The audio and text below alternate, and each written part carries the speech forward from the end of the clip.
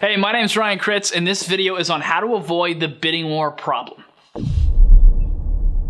So for those of you who don't know, if you were going to go buy a house right now, you would start looking and you would see some you love, you'd see one that you really love, and the price would seem to be right. So you'd go to write an offer on that property, and then they'd tell you, oh, sorry, we're holding back offers till next Tuesday, and there's 4 already on the home. That is a multiple offer situation. And most buyers are afraid of either A, paying too much money for it, or B, they just write low offer after low offer after low offer until they lose hope, and that's it for them. That doesn't have to happen. That is the bidding war problem, and this is how to avoid it. Okay, so first thing you need to do is look at comparable properties before you write your offer. And this might seem obvious, but let's be honest. Most people are afraid of multiple offer situations because they don't want to overpay for the property. Okay? I don't want you to pay a penny more than the house is worth, and it can be done. What normally happens is sellers will price a home lower than it's worth, hoping to attract a whole bunch of offers and drive the price up higher than it ever would have been anyway. And sometimes that works, but honestly, more often than not, the house sells for exactly what it's worth. The house sells for the same price as other homes in that area that are similar to it. Comparables.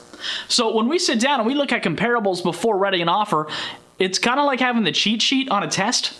Like, we know the answer going in. We know what this is worth, and that's what we bid. So when we make our offer, we're basing it off of logic and data.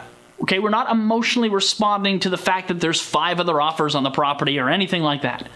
And when you take that approach, you're not going to win every offer, but you're also not going to lose 10 in a row and get all frustrated.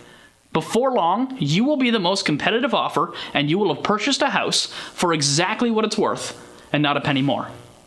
Okay, now that's a big step to avoiding the multiple offer headaches, but there's more. Number 2, do your home inspection before you write your offer, okay? You see this?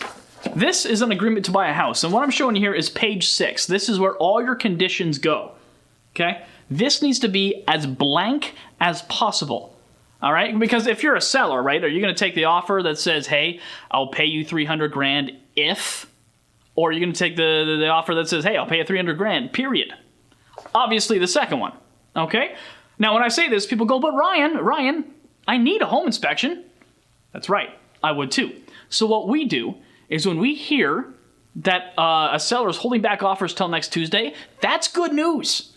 For a lot of people, that's bad news. But for you and I, who know what we're doing, that's good news, okay? Because what we're going to do is book another showing and bring our home inspector with us. And we're going to look at that property, and when we go to write the offer, we're going to know everything there is to know about the property.